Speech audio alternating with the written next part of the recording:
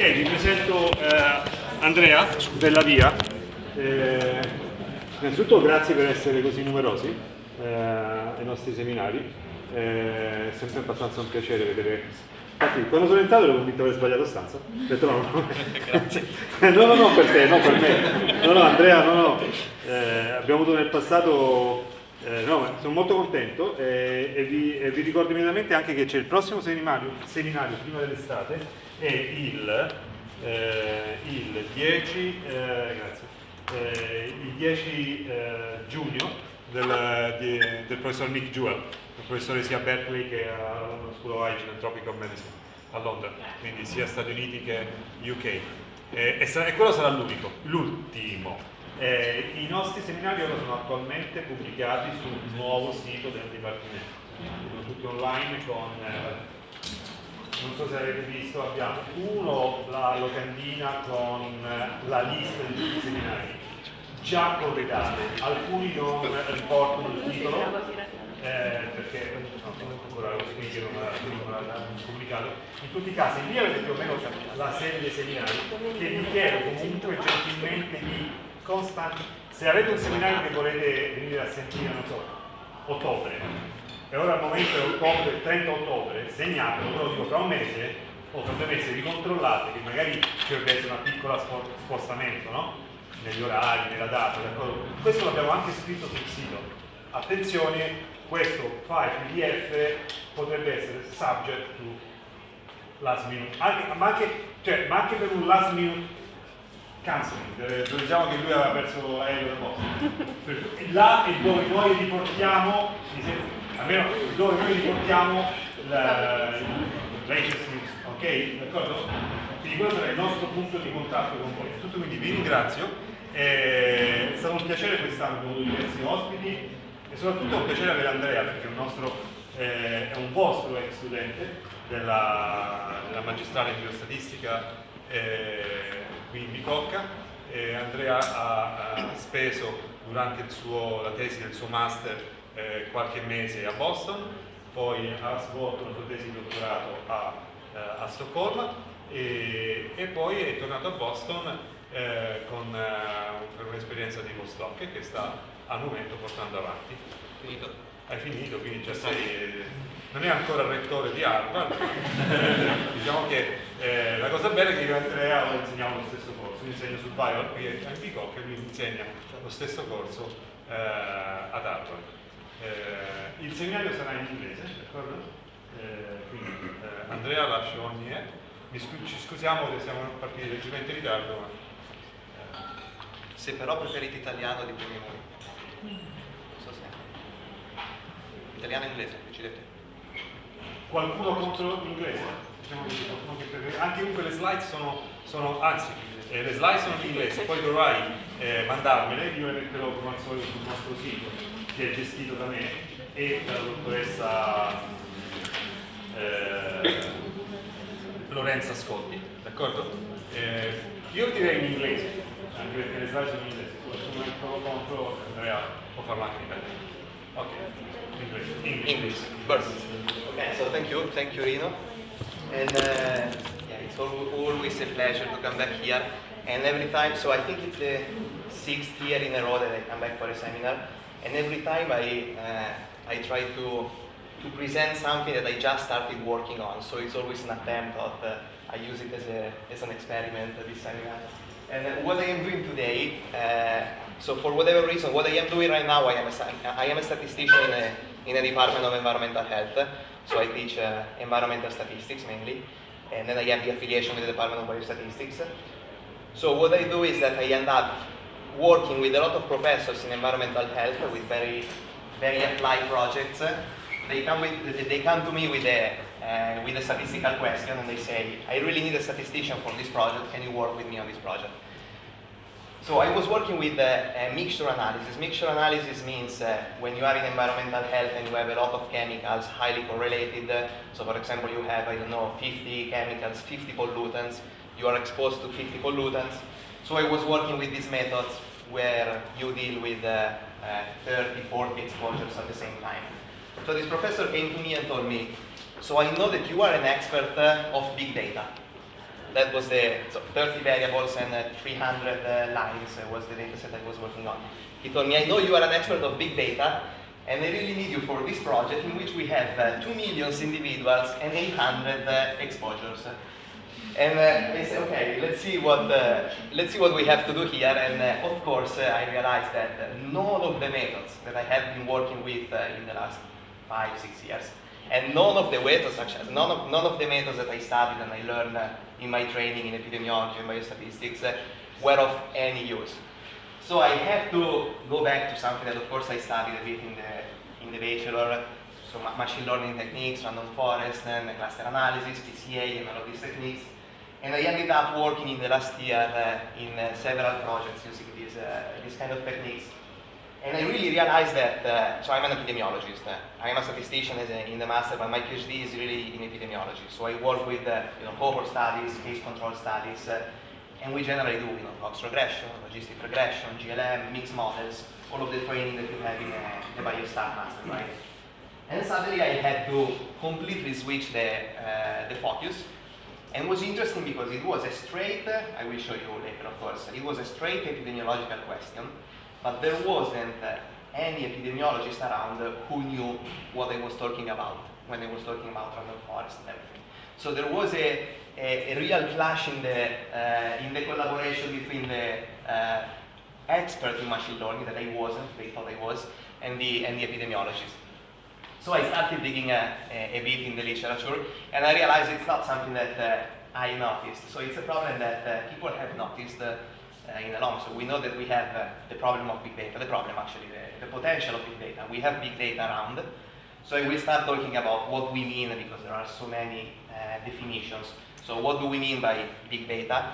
Where do we see and what are the opportunities of big data in epidemiological analysis? So I mean in public health, when we have to evaluate the risk factors for whatever disease in the population of interest. What are the advantages? What are the opportunities that big data are offering? What are the steps that we are doing towards being able to evaluate big data in epidemiology? And what are the challenges? Because there is a reason why these techniques, machine learning, for example, are underutilized in epidemiology. And it's because of the very specific challenges. So this is more or less how I ended up working on these topics and what I'm trying to do. Can you see? Yeah. So the definition, to have the common definition of big data, let's use the standard 3 Bs. I don't know if you're familiar with this. So people tend to define big data as presenting at least one of these 3 Bs: volume, velocity, and variety. So what do we mean by volume? We have a lot of data. What do we mean by velocity? We receive data at a very high rate, at a very high speed.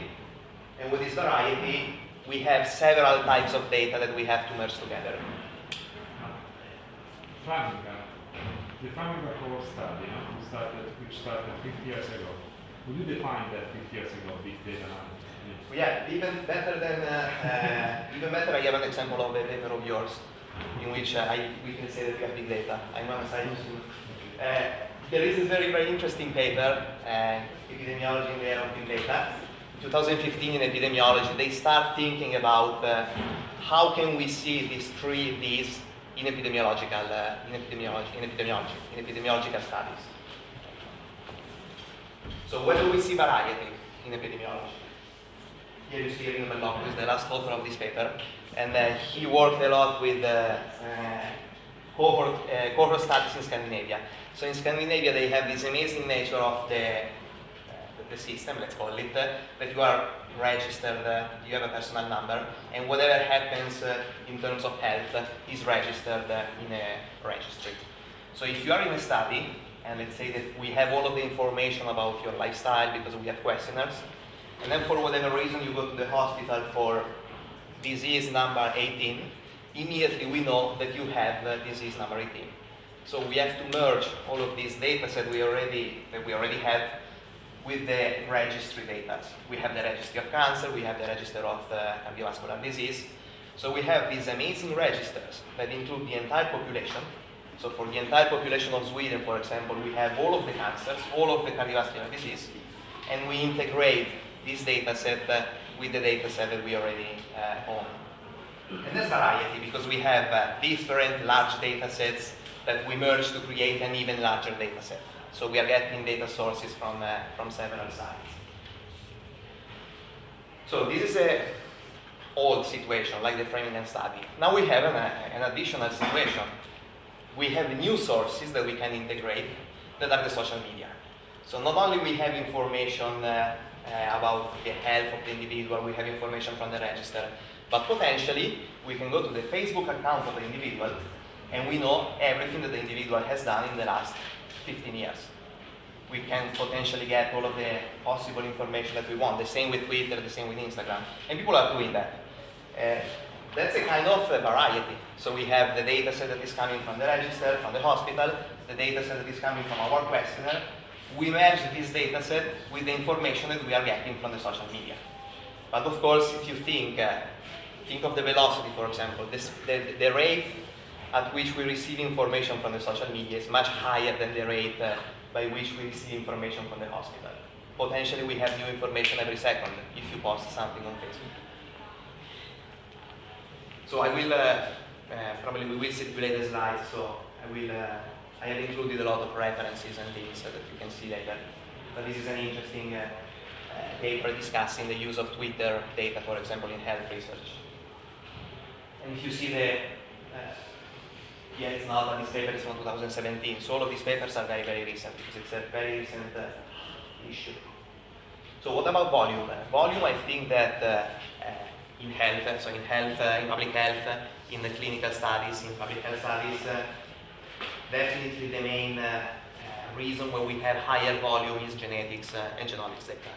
So right now, if we do a genetical study, for each individual, potentially we have thousands, if not millions, of variables.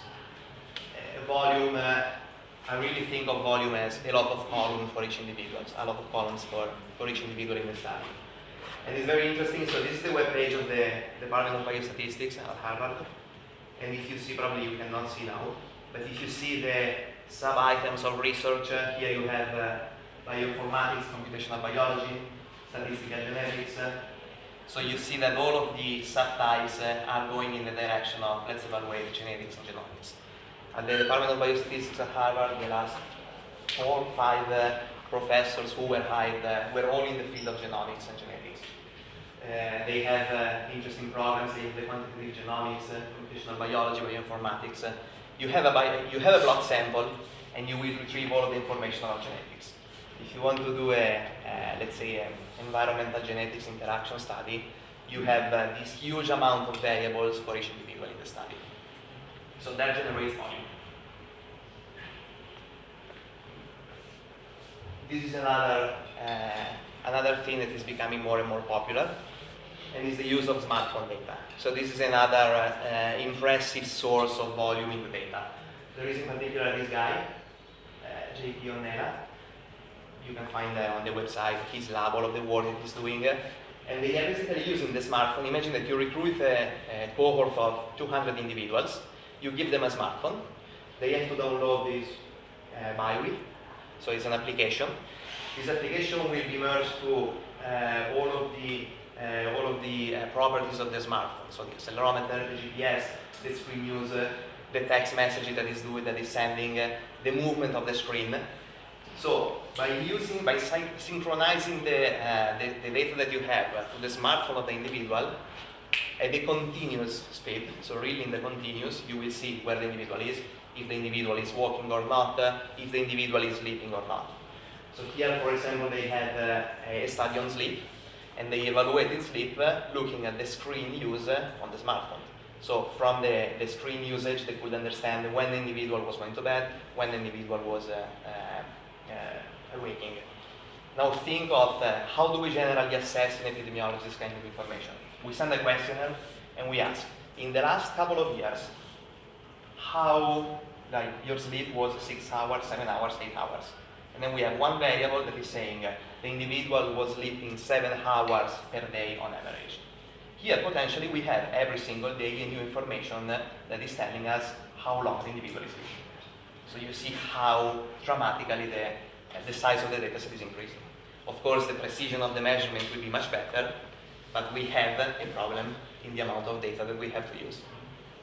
Another amazing use of this application of the smartphone was individuals who had a hip fracture. They were sent home from the hospital after the hospitalization, and they wanted to understand how long did it take for the individuals to restart physical activity. And they did everything through accelerometer. So by switching on the accelerometer of the smartphone, they could understand when the individual were still lying on the bed or started walking. Suddenly they realized he's walking the dog around, he's going to the shop, he's actually taking a long walk. So in the continuous, every day they had this new information. So this is volume.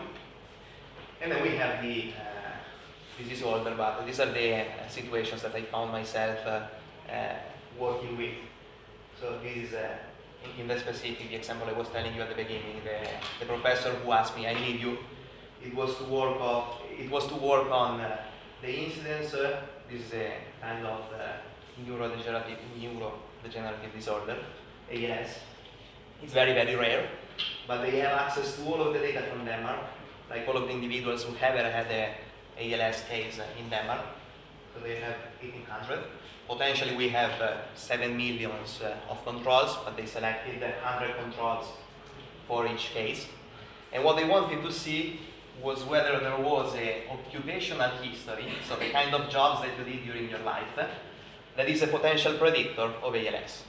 So we have a matrix of 700 job occupations, so any possible job occupation in Denmark, and we had 0, 1.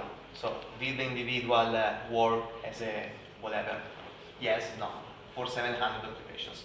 So this is the kind of exposure that we were working with, and this was the outcome. There is another example from the same group in which they have, instead of the Danish data, they have the Israeli data. So these are all of the individuals in Israel below, under the age of 5. So it's all of the individuals in the country through registers.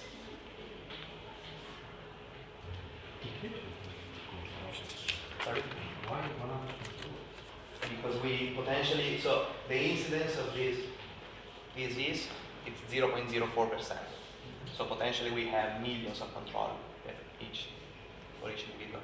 So it's impossible to do a case control study, so we selected some controls, matching them. So this was volume, and the third V is velocity. Velocity, honestly, I haven't found, apart from the smartphone data, but it's much more common in the surveillance of when there is a flu, for example. When there is a flu outbreak, people use Google a lot. You can see how often people are Googling, I have a flu. It's very, very simple. You can understand by how often people are Googling, I have a flu, what do I do when I have a flu, and so on, that there is a flu outbreak. And of course, you can identify, geographically speaking, where the flu outbreak is spreading from, where is it moving.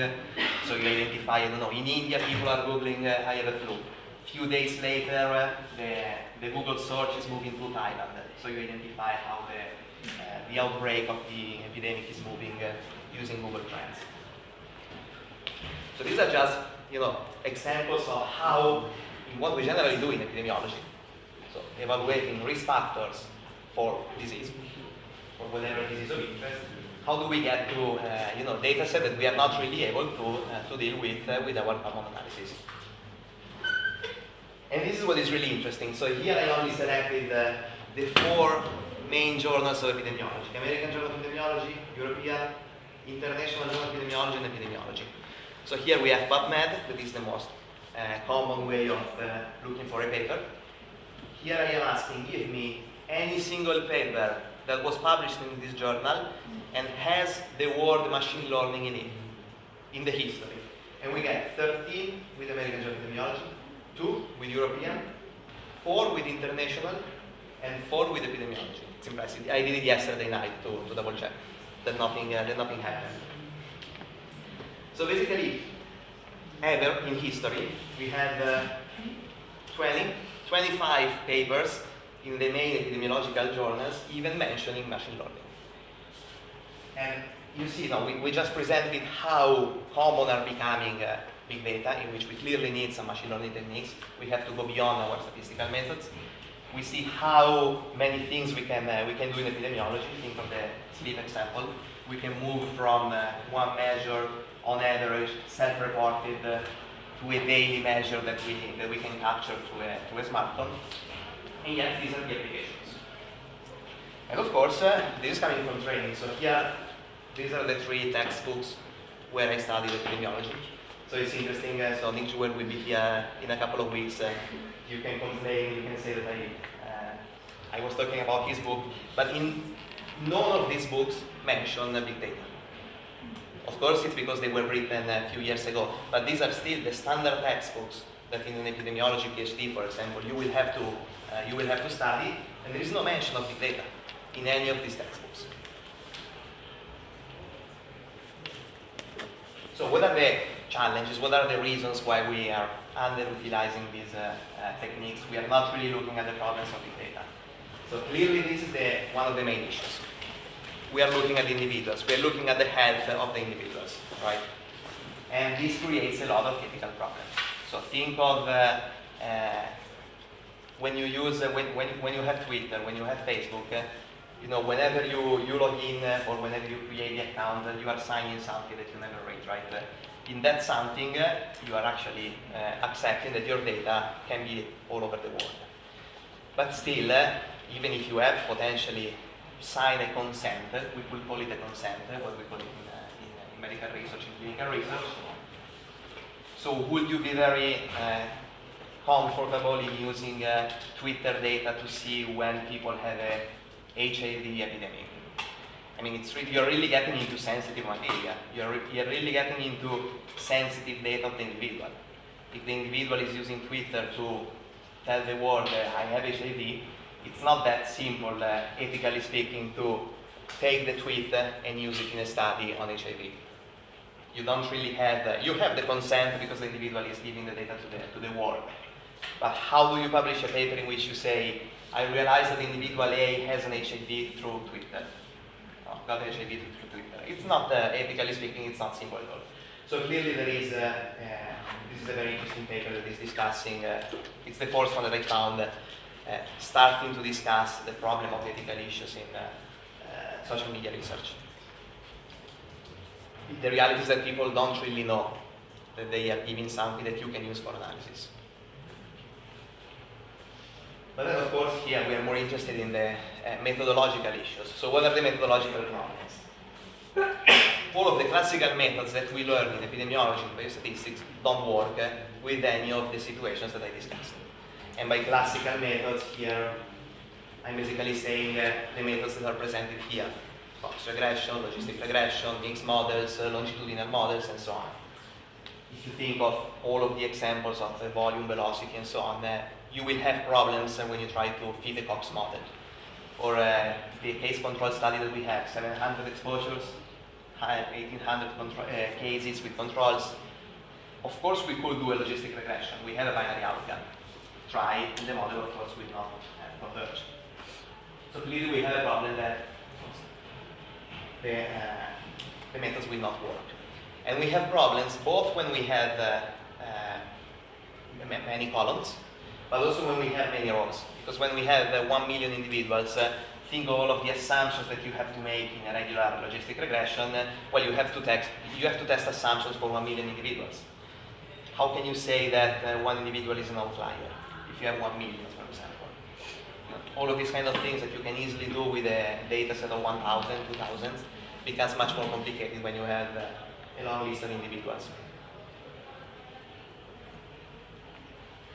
So just to give you an example, this is what we ended up doing for the analysis of the 700 job occupations and as predictors of ALS.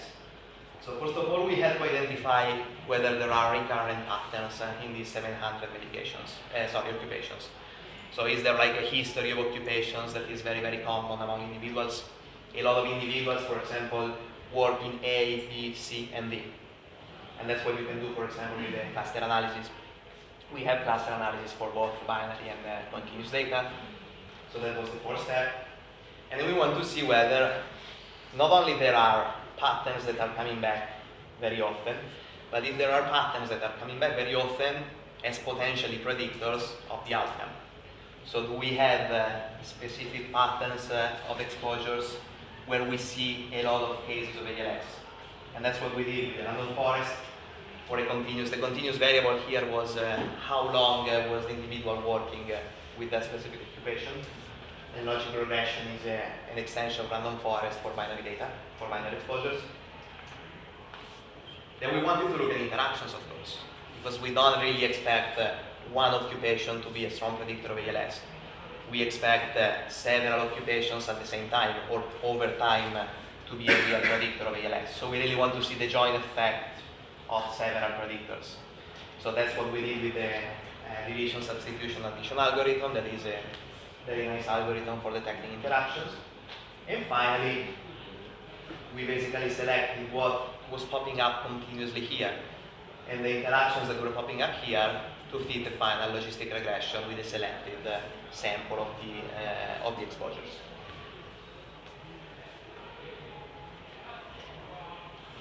So clearly, how can we go from 1 to 4?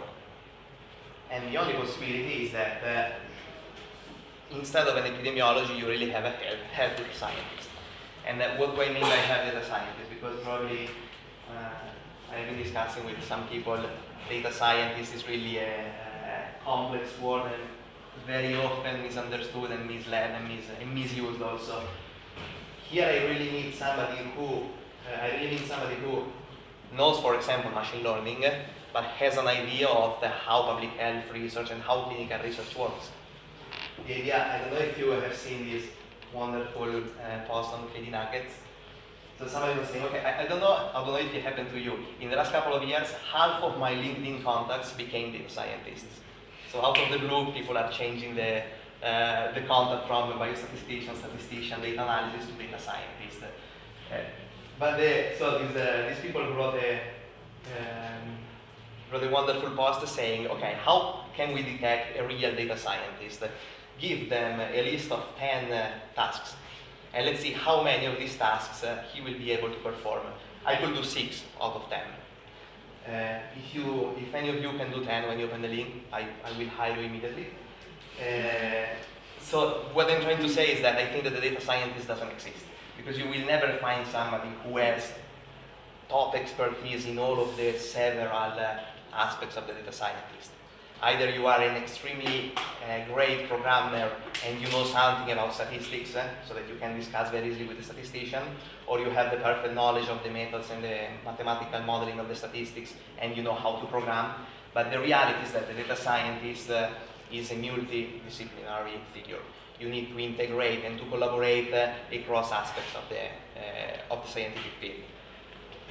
So if we include an additional word as data scientist, you need somebody who has one expertise. He's a programmer, he's a statistician, he's an epidemiologist, and needs to know something about all of the other aspects in order to be able to collaborate, right?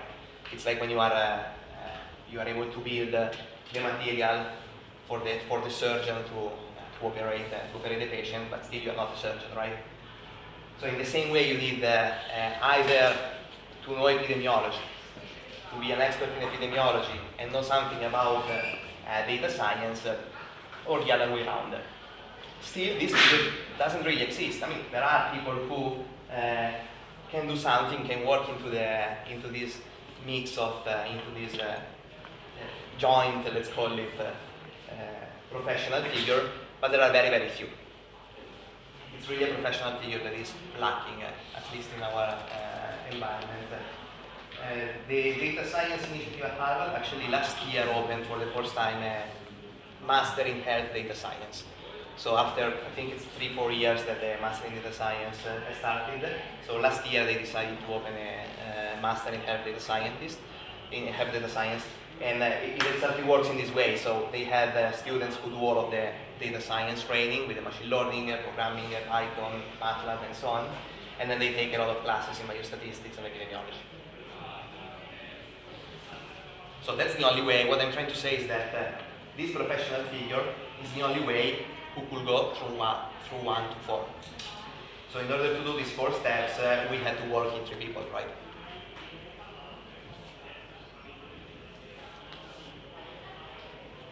Now, the interesting thing is that even if we were able, imagine that you have, finally, you have trained, have data scientists, you have somebody who can run and feed all of the machine learning techniques in the world, knows everything about epidemiology, and can go from 1 to 4, in a couple of days.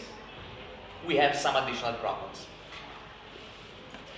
So this is, for example, this is what happened when we ran the random forest in our situation. And this was after validation, after training, after model pruning.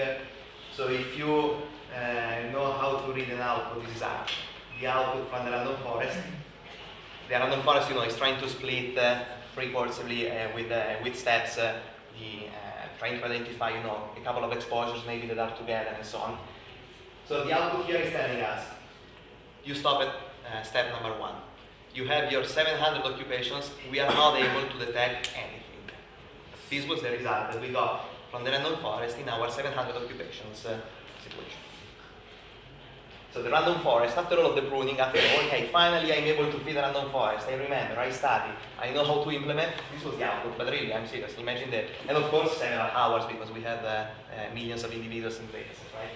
And this is what we got as an output. And we were pretty upset. So we tried with the logic regression. Logic regression is doing with the binary exposure. And we did it 3 times. Unfortunately, you can't read, I'm sorry. So these are all occupations. What you can definitely see here is that results are completely different. So here we do it once, and we identify this Boolean combination of exposures associated with ALS. Then we run the logic regression model another time, and we find a completely different pattern of exposures. Some exposures are the same, some are not. When you have an end, of course, it means that we have an interaction between the 2 exposures here that we may want to consider. So it was completely subject to noise. All of our results were completely subject to there was a noise all over. And so we wondered why. And our hypothesis is that if you think of ALS, I don't know if you're familiar with causal ties. So causal ties means what are the risk factors or the conditions that you need to have in order for ALS to show up. So what do you need in order to get to become a case of ALS, to have the diagnosis of ALS? And probably we are in a situation like this one. We have a lot of risk factors, and all of them with a very weak effect.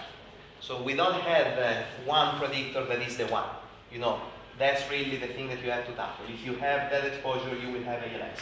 We are not able, of course, otherwise we would have already, fought the disease. We still don't know. There are probably a lot of risk factors, and all of these risk factors have a very weak contribution in the definition of the disease. Now, all of them, most of the machine learning techniques that we regularly use in other fields were either trained or were used for genetics data set. And what we generally have in genetics, we have millions of SNPs, but we really have, you see, 1, 2, 3, and 4 huge contributors. So a random forest will be amazing in detecting 1, 2, 3, and 4. So this is clearly not the case in epidemiology. When you have risk factors of a disease, you don't have millions of potential risk factors, but really 3 or 4 of them that are the real contributors.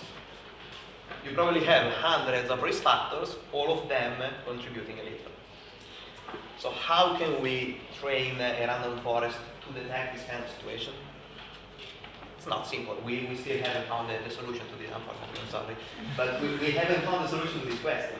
So we have extensions that we have been using, we have weighted the information that we have in the data set, but the machine learning techniques that we have at this moment are not really able to detect a situation like this one, in which we have a lot of predictors. Imagine that we have 100 occupations that are doing something. Here we were fitting a logic regression that is looking for 6 predictors. It's not wrong that you find all of the time different predictors. Because if there are 50 of them who are weakly associated with the outcome, well, sometimes you will get 6 out of these 50, then another time you will get other 6 of the 50. So they are all really associated with the outcome. But you don't have the strong one that is consistently coming back. as we do here. Right? If we were feeding a random forest with the genetic data set, this predictor would always pop up in the response. So this is the first problem.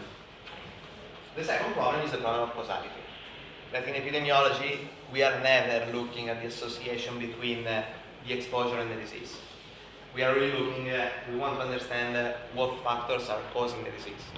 And by causing, we mean something that if we remove, the disease is not there any longer, or the disease has a lower incidence or the lower risk. And in epidemiology now we can do causal inference. There have been huge steps in moving from association to causality. How can we assess whether the association that we have observed is a causal effect or not? I really recommend this book that from Julia Pell. Theoretically, he wanted to write the book for lay people. He didn't really make it, but at least it's not as complex as his papers. It's a very good read if you want to understand this, to get familiar with the field of causal inference. If we want to simplify in an extreme way, what we really need to understand is what are the confounders, the mediators, and the colliders. We really need to distinguish, now I will tell you what these are, if you're not familiar, but we really need, in order to, let's say, in order to do a four-step moving from association to causation, we need to understand, given an exposure outcome association, what are the confounders, colliders, and mediators. With them. Huh? With them. With them. I think it's the editor. Okay. I have no idea. And then I can see. All of the interviews and everything, it's only through there. So this is a confounder, probably the confounder, you are all familiar with the confounder. The confounder is a covariate that is associated with both exposure and the outcome. So if you want to evaluate the effect of BMI on diabetes, so they are associated, of course. But is BMI a risk factor for diabetes? Meaning that if I was able to reduce BMI in the population, could they decrease as well the incidence or the prevalence of diabetes? That's the question that we have. Now, recency is a confounder because it's both a predictor of BMI and diabetes. So once we are able to identify that this is a confounder, what we do in a linear regression, we need to adjust for this covariate in order to be sure that the effect of BMI is the true causal effect. That is what we have to do in epidemiology, right? What about the mediator? The mediator is something that is on the causal pathway. So here we are interested, imagine you want to see whether what you eat is a risk factor of diabetes. And you clearly see an association. But the question that you have, how is diet affecting diabetes? So it can be that diet is increasing or decreasing your BMI, and that's why you see an increase or a decrease in diabetes. So when this is the hypothetical situation, you call BMI a mediator. Why is it really important to distinguish the mediator and the confounder? If BMI is a mediator, you do not want to adjust for BMI in order to get the true causal effect here. So here you have to identify the confounder because you need to adjust in your final model for the confounder. Here you need not to adjust for BMI if BMI is a mediator. The collider is more complex. This is from Julia Pell's book. It's probably the easiest example that I found for identifying the collider. The collider is exactly the same idea of the confounder but with the arrows in the other direction. He uses the example of being a celebrity. It's both a consequence of talent and beauty. So if you have talent, it's easier that you become a celebrity, and if you are beautiful, if you're a beautiful person, it's easier that you become a celebrity. Now, if you want to evaluate whether there is an association between talent and beauty, and you adjust for celebrity, you will see an association. But that's only because of the collider. That's because there is something in the middle that you are adjusting for. So technically speaking, talent and beauty are not associated, right? Either you have talent, you can be beautiful or not, and then you can be beautiful or not and have talent or not. They are completely independent.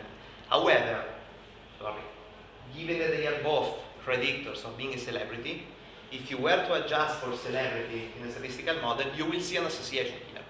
So whenever you identify a collider, you do not want to adjust for the collider. So why am I saying all of this? Because imagine that you had your machine learning tool in which you want to include 700 exposures. How do you include, how do you account for some of these exposures being confounders, some of them being mediators, some of them being colliders? So what if you have a lot of exposures and then maybe you have one variable that is a confounder for the association between exposure A and the outcome, but is a mediator for exposure B and the outcome? That's something that can happen. So how do you account for all of these situations in a machine learning method, in a random forest, for example? I really like this. I really like this because that's the way we do it right now. So that's they present in machine learning as you put here, you stir up something, and then you get the output. What if the answer is wrong? Just stir the file until it starts looking right. So the way we do it right now is that we try again. So we justify that we are, or actually the data scientists, they justify by saying we are training the algorithm, but many times by training the algorithm, we are listing the file in another way. The problem that we have in epidemiology is that we really need to identify a priori what is a confounder, what is a mediator, and what is a collider. And technically, if we have 700 exposures, as we do, we should do it for each of these exposures. So for each exposure, we should identify what are the confounders, what are the mediators, and what are the colliders. This is clearly that's something you cannot do. And so the question that some people are working on is, can we train a machine learning technique that actually identifies mediators, confounders, and colliders, and can inform the following, so in the second step, a following machine learning approach that will incorporate the information that we have received from the first step. So right now we don't have really a way of incorporating confounders, mediators, and colliders in a machine learning technique. So just to recap, these are additional challenges that we have in addition to the ethical one, the methodological one. We have these two challenges that are very, very specific to epidemiological data, right? With the causality one probably being the most important. Good. Because that's more or less what I wanted to discuss. So really to summarize, what are the take-home messages from what we just discussed and from what I have seen working in the last year with this kind of collaborations. So first of all, that we have a problem in the way we train epidemiologists and data scientists, because we generate two figures that are not able to communicate most of the times. We have epidemiologists who have no idea of what big data are and how to deal with big data, and we have data scientists who have no idea of the challenges of epidemiology and public health. These will become more and more important, so there is no way that you can work in one of these projects by yourself. You will need to start collaborating across fields more and more. Because this data will, I'm pretty confident in saying that this data will become the common way of, the common kind of epidemiological data that we will have in the future, right? It's very, very important to involve everybody from the phase of study design. Because really my reaction to the professor who asked me to feed all of these models, where we didn't really have any answer, was maybe before thinking of building a study with 1 million individuals, you should understand the methods that you're going to use. Because if you don't have a method that will be able to answer your question, before designing a study with 1 million individuals, it's an important step to consider, right? And finally, of course, people are already working, but it's good to point out if somebody of you maybe wants to work on this. We really need methods developments, both to train and to modify random forests, for example, to use the example that I just gave, but any other machine learning technique to incorporate causal inference, for example, but also in the other way around, from developing or extending common epidemiological tools for big data. That's it, right? Yes. Thank you.